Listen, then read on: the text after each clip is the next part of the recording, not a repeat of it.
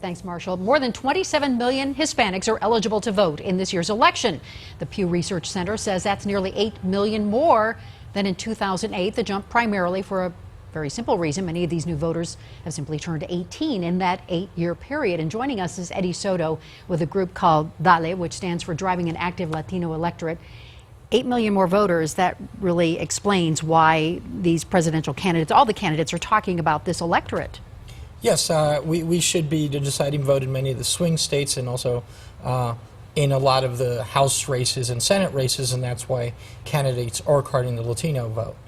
So what is your effort? What's your outreach effort here? We are actually just registering Latino voters and making sure that low propensity Latino voters go out and vote, because we know that the more the Latinos show up to vote, the more likely it is that the interests that we have are addressed by politicians on both parties. Low propensity, what does that mean? That means somebody who's only voted like one in the one election in the last 8 years. So we want to make sure that they get in a habit of voting, because we know that voting is a habit. Once you start voting on a regular basis, you're always going to do it.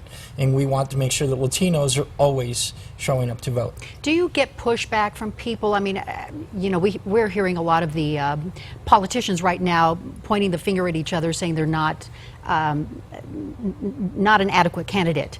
Does that reflect on voter turnout? It does. Unfortunately, the presidential election gets too much attention.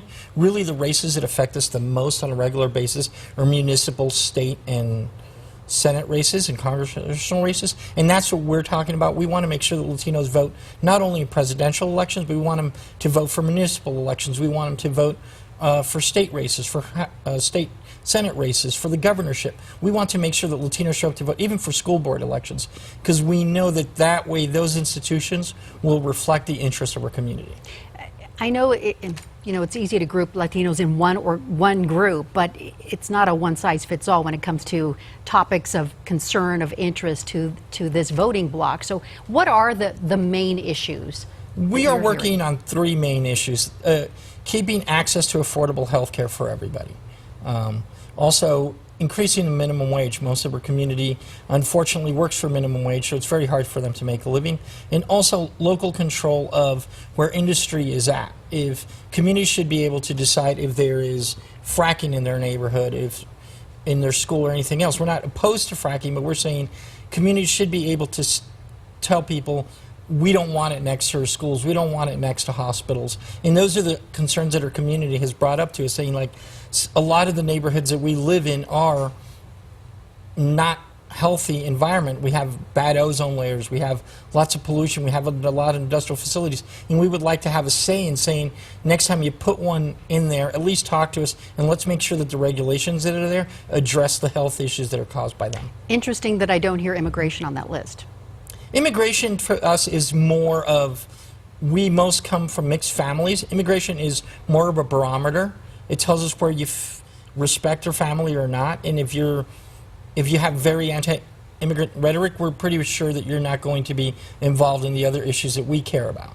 It's not the #1 issue for Latinos. It's probably number 5 or number 6. Do you think that politicians hear that message? Because that's what we hear a lot of people talk about. No, I think politicians are deaf to what we're talking about, and that's why we're doing the DALE program, because we want them to make sure that they listen to Latino concerns. Our biggest concerns are decent living wages, health care, and the really climate change and environmental degradation of our own neighborhoods.